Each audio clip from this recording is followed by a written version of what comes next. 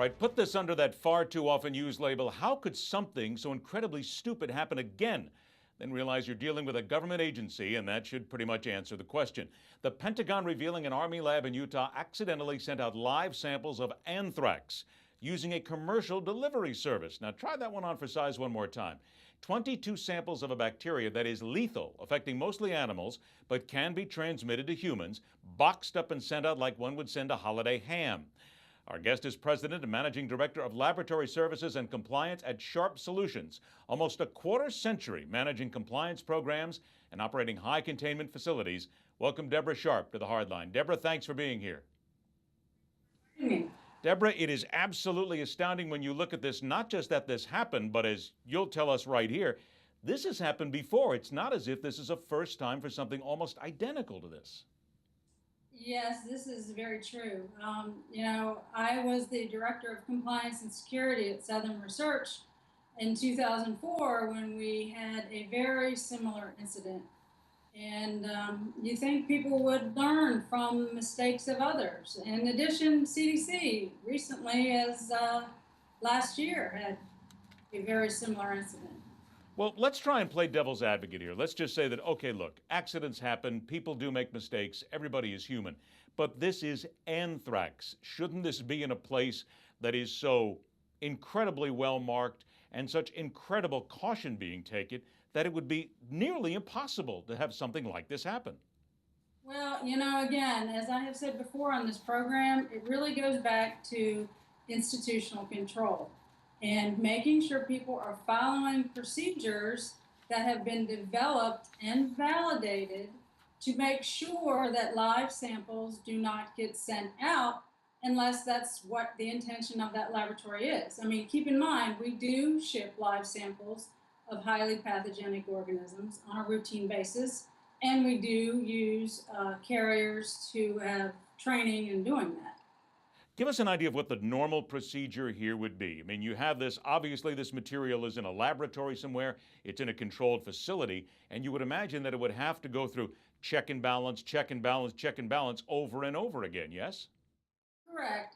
As the incident, and we don't know the background as to the root cause of this particular case, but I would guess that the procedure to grow out the organism might not have been followed.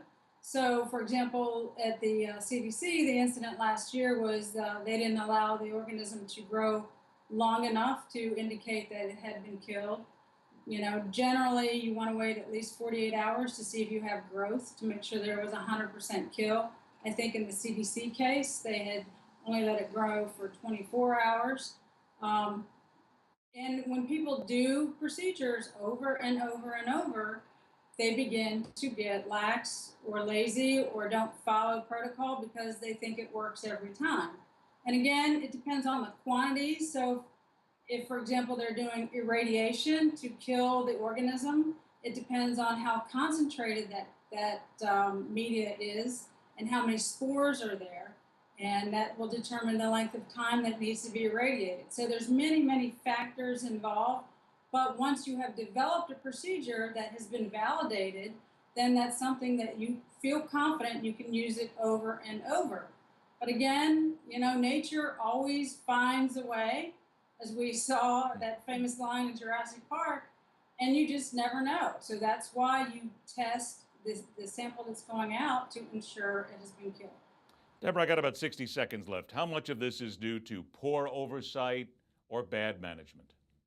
I would say probably a larger percentage of it is than anything else. And that's usually what the root cause is when you find these things occurring. That was the cause at Southern Research Institute. Before I had an opportunity to put in all the procedures and protocols, people were doing things willy-nilly and there was no institutional oversight. No one was watching what was going on. In your opinion, how close are we to the potential of a real disaster with things still so shaky in some ways of running these systems? It's just really hard to say. I would suggest that, with anthrax, it's not transmitted human to human.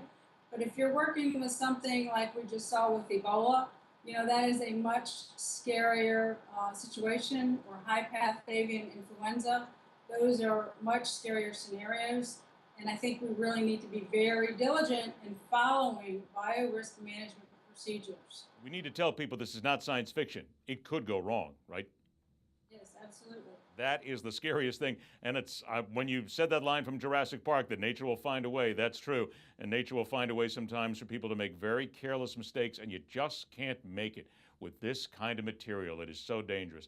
Debra, it's always a pleasure to have you on the show. Thanks so much for being here. I hope we'll be in touch again, but not under what could be dangerous circumstances. I hope so too. Take care. All right, it's my pleasure. It is just so scary when you consider that the California Department of Health Services confirmed that these germs were alive. Stay with us. This is the fastest 60 minutes in news. This is The Hardline.